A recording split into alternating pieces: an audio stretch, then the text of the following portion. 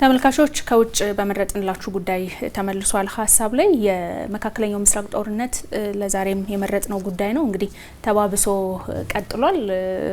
በጣም ከፍተኛ የሆነ ዓለም አቀፋዊ ኢኮኖሚያዊ ቀውስን የደቀነ ጉዳይ ነው። እነዛ ኢኮኖሚያዊ ቀውሶችም በተግባር እየታዩ ያሉበት ነው።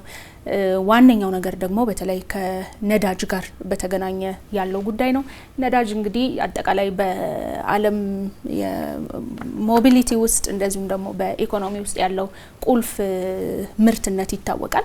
ያንን የዓለም አቀፍ ግብይቱ ላይ ፍሰቱ ላይ የምርቱ ፍሰት ላይ ያለው ጉዳይ በትልቁ የገደበውን ውጤት ነው ያስከተለው የመካከለኛው ምስራቅ ጦርነት። ይኸውም 20% የሚሆነውን የዓለም የነዳጅ ግብይት ፍሰቱን የሚይዘውን መስመር የሆርሙዝ ሰርጥን ኢራን በመዝጋቷ ምክንያት የመጣው ነው። ቀድሞም እንግዲህ ምናልባት ጦርነት ውስጥ ያሉ አካላት መሰሉን ኢኮኖሚያዊ ኪሳራ በዓለም አቀፍ ደረጃ የሚያመጣውን ኢኮኖሚያዊ ቀውስ ከግምት አስገብተውታል አላስገቡትም የሚለውን እንግዲህ አንዳንድ ማሳያዎችን አንስተን መነጋገር ምንችል ይመስለኛል። ነገር ግን እኛን ጨምሮ በጣም በትልቁ አፌክት ያደረገበት ደረጃ ላይ ደርሷል የሆነ ሆኖ የኢራንና የእስራኤል የአሜሪካ ጦርነት ማለት ነው። በዚህ ውስጥ እንግዲህ ምናልባት አሁንም እስካሁን ከደረሰው ኢኮኖሚያዊ ቀውስ ባለፈ ቀጣይም የሚካካስ አይነት ረጅም ጊዜን የሚወስድ አይነት ችግርን እንደሚወልድ ነው ይሄ ጉዳይ የሚጠበቀው።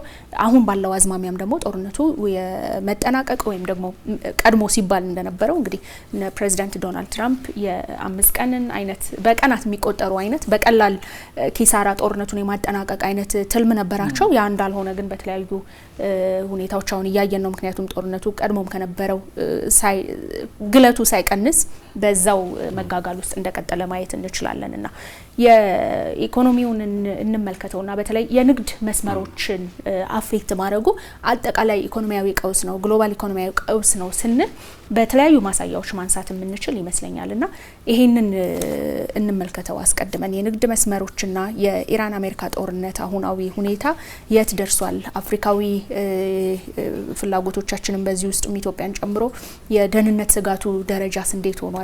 የኛንም አህጉር ጨምሮ ያለበት ምክንያቱም ይሄ ጦርነቱ ከሚካሄድበት ቀጠና በቅርብ ርቀት ላይ ያለ አህጉር ስለሆነ የኛም አህጉር ሞልተው በዓለም አቀፍ ደረጃ ያለው አንቺም እንዳልሽው ስጋቱ ከፍተኛ እየሆነ የመጣበት ሁኔታ ነው ያለው። እንደውም መጀመሪያ ሰሞን ላይ ወይንም ጦርነቱ በተጀመረ ሰሞን ላይ ከነበረው ስጋት ይልቅ አሁን እየሆነ ያለውና ወደፊት ደግሞ ይሆናል ብለው የኢኮኖሚ ባለሙያዎችም እያስቀመጡ ያሉት ትንበያ ነው በጣም አስቸጋሪ የሚሆነው። ምክንያቱም አሁን ጦርነቱ ከሁለትና 3 ሀገራት ተሻግሮ ሌሎችም እንዲገቡ ግብዣ እየቀረበ ነው የሚገኘው።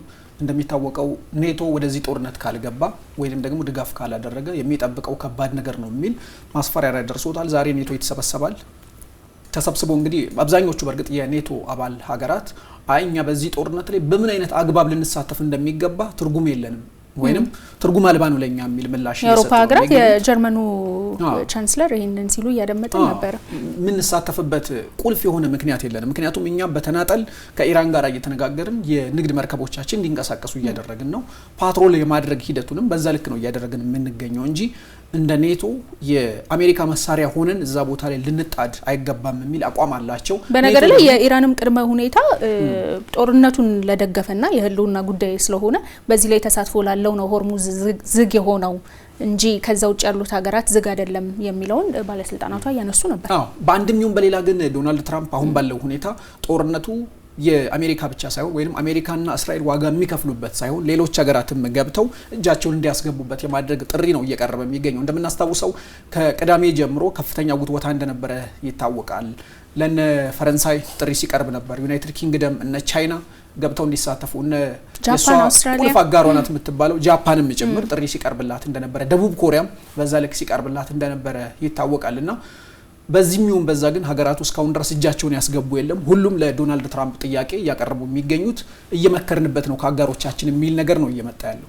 በዚህም ይሁን በዛ ግን የአሜሪካ አሁን ባለው ሁኔታ ሀገራት ተገደውም ይሁን በኢኮኖሚ ታስረው የሚሆን በደህንነት ስጋት ታስረው የሚሆን ለምሳሌ እንደ ደቡብ ኮሪያ ያሉ ሀገራት ከአሜሪካን ጋር ባላቸው አጋርነት ከሰሜን ኮሪያ ሊመጣብን ይችላል የሚሉትን ጥቃት ለመከላከል አብረው አጋርነት እንዳላቸው ይታወቃልና ያንን መነሻ በማድረግ በግራ እጅ ያንን ቁስል ነክቶ በቀኝ ደግሞ ወደ ጦርነቱ ተሳታፊ እንድትሆን የማድረግ ሂደቱ እየሰፋ የሚመጣ ከሆነ በጣም አስቸጋሪ ነው የሚሆነው። አሁን ባለው ሁኔታ ኦብዘርቫቶሪ ኦፍ ኢኮኖሚክ ኮምፕሌክሲቲ እንደሚለው ትንበያ ከሆነ ጦርነቱ አሁን ባለንበት መጋቢት ወር እስከ መጨረሻው የሚቀጥል ከሆነ የነዳጅ ዋጋ 150 በበርሜል ማለት ነው $150 ይደርሳል እያለ ነው። ይሄ አሁን ካለበት ሁኔታ አንጻር ስንመለከተው እንግዲህ ወደ 60% ከፍታ ሊጨምር ይችላል ነውና አሁን ባለው ሁኔታ እውነት ለማውራት ጦርነቱ በዚህ ባጭር ጊዜ ይጠናቀቃል። ኢራን ደግሞ እስከ 200 ማደርሳለው ሚል ነው እንግዲህ ዛቸው። ጦርነቱ በቀላሉ የሚጠናቀቅ ስላልሆነ እንደዛ መሆኑ አይቀርም። ሆርሙዝ ሰርጥ ላይ የነዳጅ መርከቦች እንደው ከነዳጅ ባለፈ የንግድ ሁኔታኛ እንደው በጣም ትልቁን ድርሻ ሊወስድ የሚገባው የተባበሩት መንግስታት ድርጅትም ጦርነቱ በተጀመረ በ8ኛው ቀን ሲያነሳ እንደነበረው 97% የዓለም በስፍራው ላይ የሚንቀሳቀስ የንግድ እንቅስቃሴ ቆሟል ብሏል። ቢቢሲ ሪቪው እንደው አጣራውት ባለው ከሆነ 90% ነው የሚለው እሱና ይህም ሆነ ያ ግን የንግድ እንቅስቃሴዎች ቆመዋል። ቁልፍ የሚባሉ በተለይም የተፈጥሮ ጋዝ እንደሆነ ይታወቃል። ዩሪያ የሚባለውን ማዳበሪያ ለማምረት መሰረት የሆነውና ካታር ትልቅ ባለም አቀፍ ደረጃ የሚታወቁበት ይሄ የሚገኘው ደግሞ ካታር ነው። ስለዚህ የአፍሪካ ሀገራት ደግሞ መሬታቸውን ከማዳበሪያ ጥገኝነት ማላቀቅ ያልቻሉ ናቸው፣ ጥገኛ ናቸው። ስለዚህ ያን ለማምረት ራሳችን እንኳን እናምረት ቢሉት ድፍድፉ የሚገኘው ወይንም ደግሞ የተፈጥሮ ጋዙ በስፋት የሚገኘው ከካታር ስለሆነ ያንን ለማምጣት እየተቸገሩ ይገኛሉና የዓለም የንግድ እንቅስቃሴ ላይ ከፍተኛ የሆነ ጫና እያደረሰ ነው የሚገኘውና በተለይ ደግሞ ለአፍሪካ አሁንም ጉዳቱ እያየለ ነው የሚገኘው። አሁን ባለው ሁኔታ የኢኮኖሚ ባለሙያዎች የአፍሪካ ዴቨሎፕመንት ባንክም እያለ እንደሚገኘው እሁድ ቀን ባወጣው ሪፖርት የአፍሪካ ዴቨሎፕመንት ባንክ አሁን ባለው ሁኔታ አብዛኞቹ የአፍሪካ ሀገራት ናሽናል ሪዘርቨሪ የሚባለው ወይንም ሀገራዊ መጠባበቂያ ከ10 ቀን እስከ 20 ቀን ብቻ ነው ያላቸው የሚል ነው። የዓለም አቀፉ የኢነርጂ ኢንስቲትዩት እንደሚለው ከሆነ አንዲት ሀገር ሚኒመም የሚባል የኢነርጂ መጠባበቂያ ሊኖራት የሚገባው የ90 ቀን ነው ይላል። ስለዚህ አብዛኞቹ የአፍሪካ ሀገራት ካላቸው ሀገራዊ መጠባበቂያ በታች ነው የቀራቸውና ለዚህም ነው አሁን ባለው ሁኔታ ከፍተኛ የሆነ ችግር ውስጥ እየገቡ የሚገኙት። እንደምናውቀው ከሆነ እነ ቪየትናም የራሳቸውን እርምጃ እየወሰዱ ይገኛሉ። በተለይም ቪየትናም ላይ እንደምናስታውሰው ከባለፈው ሳምንት ጀምሮ ሰራተኞች ነዳጅ ቁጠባን መነሻ ለማድረግ ምክንያቱም አብዛኛው ነዳጅ የሚወስዱት ከካታር፣ ከተባበሩት አረብ ኤሚሬትስ እና ከሳውዲ አረቢያ ነው። ስለዚህ እነዚህ ቦታዎች ደግሞ አሁን ባለው ሁኔታ በኢራን ጥቃት ኢላማ ውስጥ ያሉ ቦታዎች ስለሆኑ የነዳጅ መርከብ እንቅስቃሴዎች የሉም ማለት ነው። ስለዚህ የወሰዷቸው እርምጃዎች በቤት ውስጥ ሆናችሁ ሰራተኞችን ስሩ እያሉ ነው። ሌሎች ሀገራት ደግሞ የስራ ቀን 4 ቀን ብቻ ነው ብለዋል። ሌሎች ደግሞ ነዳጅ ለአንድ መኪና 8 ሊትር ነው፣ 10 ሊትር ነው፣ ሞተር ሳይክል 2 ሊትር ነው እያሉ አከፋፍለው አውጥተው የተለያዩ እርምጃዎችን እየወሰዱ ይገኛሉና እንመለስበታለን። የኛም ሀገር እርምጃ ይሄንን በተመለከተ እንግዲህ ጠቅላይ ሚኒስትሩም ካወጡት አቅጣጫ ጋር በተገናኘ ያንን ደግሞ ተግባራዊ ያንን ሀሳብ ተግባራዊ የሚያስደርጉ አይነት ማስፈጸሚያ ነጥቦችንም እያየን ነው ከትራንስፖርትና ሎጂስቲክ ሚኒስቴር። እንመለስበታለን እሱ ነጥብ። አጠቃላይ ቀጠናዊና አህጉራዊ ጫናውንም አሁን የምንመልከተው ምክንያቱም ይሄ ጦርነት አሜሪካን እንኳን ለሀያሏን ብር ደረጃ ካየ ነው በጣም በበርካታ ቢሊዮን ዶላር ኮስት እያደረጋት እንደሆነ እያነሳች ነው። ለዛም ይመስላል የአሜሪካ አጠቃላይ የዓለምን ዕዳ የመሸከም ኃላፊነት የሷ ብቻ አይደለም በሚል ሌሎችንም ወደ መጋበዝ የወጡት እንግዲህ የዶላር ለኔ ስትሉ ሳይሆን ለራሳችሁ ስትሉ ነው የምትሳተፉት የሚል ጥያቄ የሚያቀርቡት ለዛ ምክንያቱም እንደ ማስፈራሪያ አሁን እየያዙም ያሉት ቀጣይ የአጋርነት ሁኔታዎችንም ጥያቄ ውስጥ እየከተቱ ነው። እንግዲህ ዶናልድ ትራምፕ ከሚታወቁበት አንዱ ነገሮች እንደዚህ የአጋርነት የተፈጠሩባቸው አይነት ህብረቶችን አሜሪካን በብዙ ዋጋ አስከፍለዋል ከዚህ በፊት በሚል ከተለያዩ ህብረቶችም ሲወጡም ጭምር ውሳኔ ሲያስተላልፉ የምናውቃቸው ናቸውና ያም ተጽዕኖ እንዲያሳድርም አሁን ኔቶ ላይ ቅድም እንዳነሳው ደቡብ ኮሪያ የደህንነት ስጋት የጥገኝነት አይነት አጋርነት ነው ያላት ከአሜሪካ ጋር። ስለዚህ እነዚህንም ጉዳዮች የሚወስኑ አይነት ናቸው። ከዛ ባለፈ ግን ሀያላኑን በዚህ ደረጃ እየፈተነ ያለ በፋይናንስም ብናየው ከዛም አልፎ ደግሞ ሂሳባቸውን እየሰሩ ነው እንግዲህ ያሉት በተጋበዙት ልክም ምላሽ እየሰጡም አይደለም። ስለዚህ ሀያላኑ በዚህ ልክ እየተፈተኑበት ላለው የነሱ ዳፋ በተለይ ታዳጊ ሀገራት አህጉራችን ደግሞ እንዳልኩት ቅድም ከዚህ የጦርነት ቀጠና ቅርበት ላይ መሆኗ የቀይ ባህር ደህንነት አለ።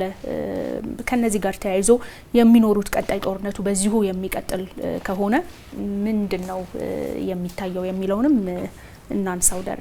እሺ ያው እስራኤልና አሜሪካ በጥምረት ከኢራን ጋር የገቡበት ጦርነት አሁን እንደው ከቀጠናዊ ጉዳይ ተሻግሮ አሁን ዓለም አቀፍ ቀውስ ወደ መሆን የተሸጋገረበት ደረጃ ላይ ነው የምንገኘው። አሁን ግጭቱን የሆነ መካከለኛ ምስራቅ ላይ ብቻ ያለ አድርገን የምንመለከተው ነው ብዬ አላስብም። ግጭቱን በጂኦ ፖለቲካዊ ወይንም በጂኦግራፊያዊ መነጽር ማየት ካስፈለገ ቀደም ሲል እንዳነሳሽው ትንሽ ውስብስብና ዓለም አቀፍ ጉዳዮችንም እንደዚሁ የሚነካ በደንብ ሆኖ አግኝቼዋለሁ። ያው ይህንን መልበት ዋነኛው ምክንያት ምንድነው? ከቀጠናው ወደ ዓለም አቀፍ ጉዳይ ተሸጋግሯል ምለው ሰሞነኛ እንቅስቃሴዎች ሰሞነኛ እድገቶችን ስንመለከታቸው ኢራን ወደ ባህረ ሰላጤው ሀገራት ተመሳሳይ ኢላማ የማድረግ ሁኔታዎችን ተመልክተናል። በተመሳሳይ እስራኤልም ደግሞ ወደ ሊባኖስ ሊባኖን ኢላማ የማድረግ ሁኔታዎች አይተናል። ስለዚህ በዚህ ሂደት ውስጥ ትልቅ እንቅፋት የሚፈጠረው የመርከብ እንቅስቃሴ ላይ ነው። የመርከብ እንቅስቃሴው አደጋ ውስጥ ነው ብለን መናገር እንችላለን። ስለዚህ ቀደም ብሎ ሞሊቶም እንዳነሳው አንቺም እንዳነሳሽው የጦርነቱ ሁኔታ የሚራዘም ይመስላል። ስለዚህ ቅድመ ጥንቃቄዎችን ማድረግ በጣም አስፈላጊ ነው ብዬ አስባለሁ። እንደምንገነዘበው በጦርነቱን ተከትሎ ከተፈጠሩ ክስተቶች በጣም ወሳኝ የሆነው የሆርሙዝ መዘጋት ነው።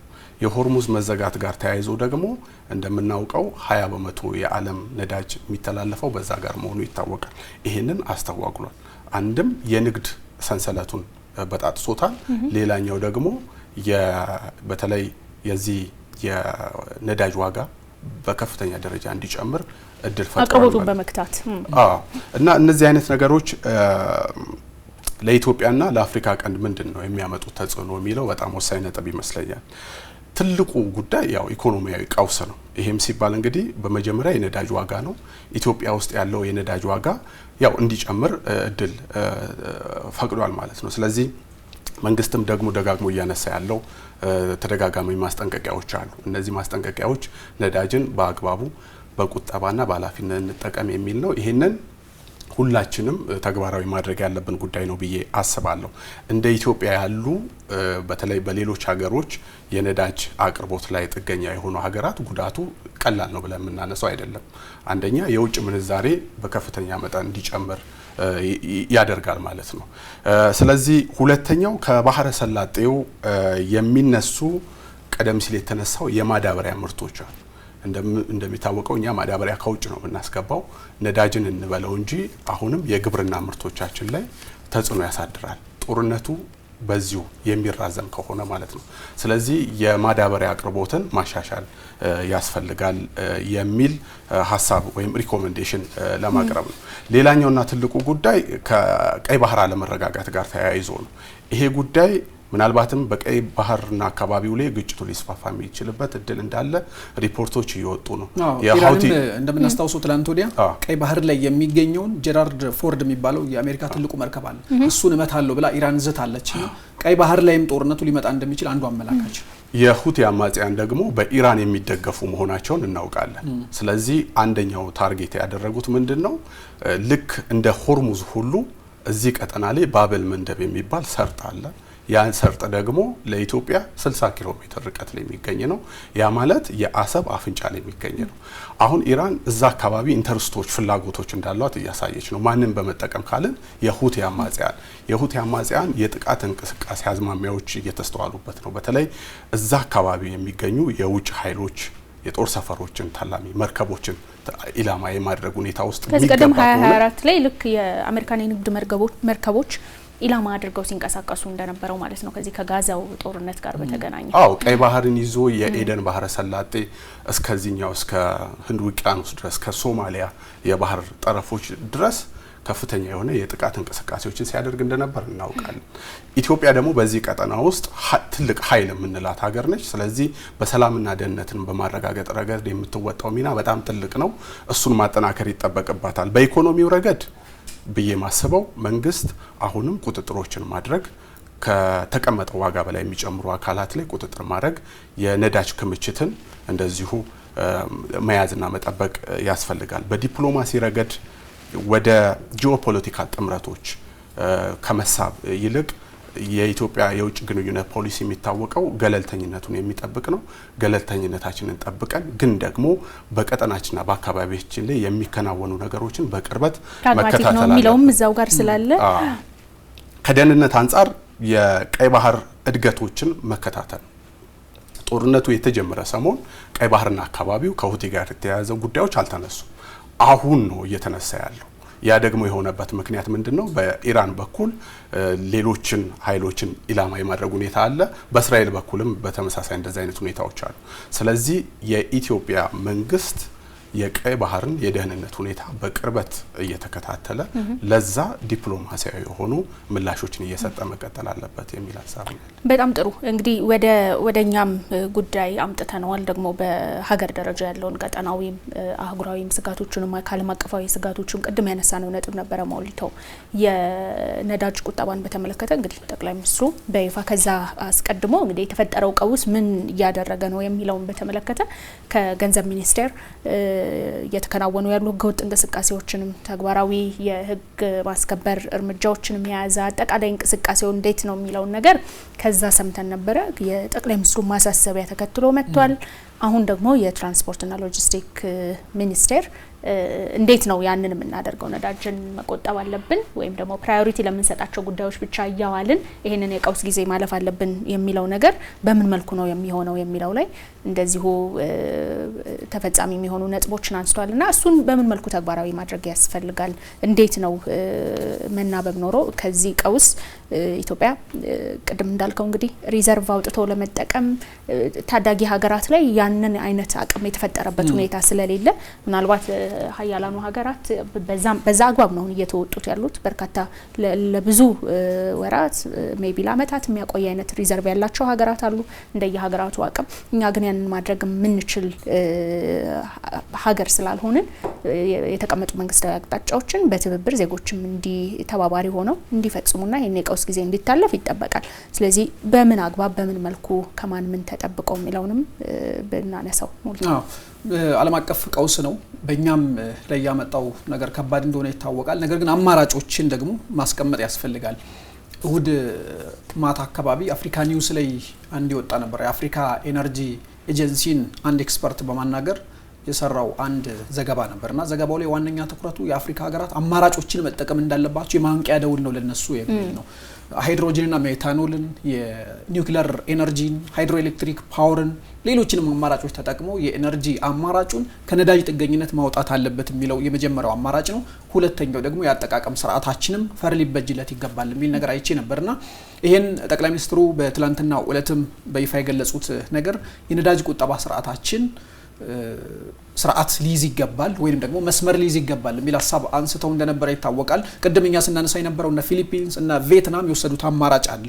ዜጎቻቸው ቤት ሆነው ስራ እንዲሰሩ የትራንስፖርት እንቅስቃሴዎች ለጊዜውም ቢሆን ሙሉ በሙሉ ገደብ ሳይሆን በተወሰነ መልኩ ግን ቅናሽ እንዲታይባቸው የማድረግ ሂደት በእኛ ሀገርም ዝርዝር መመሪያው እንደሚወጣ ተገልጾ ነበር በገንዘብ ሚኒስቴር። አሁን ግን የትራንስፖርትና ሎጂስቲክስ ሚኒስቴር የተሽከርካሪ አጠቃቀማችን ፈር ሊበጅለት ይገባል በሚል 4 ነጥቦችን የያዘ ሀሳብ በዛሬው ዕለት እንዳወጣ ይታወቃል።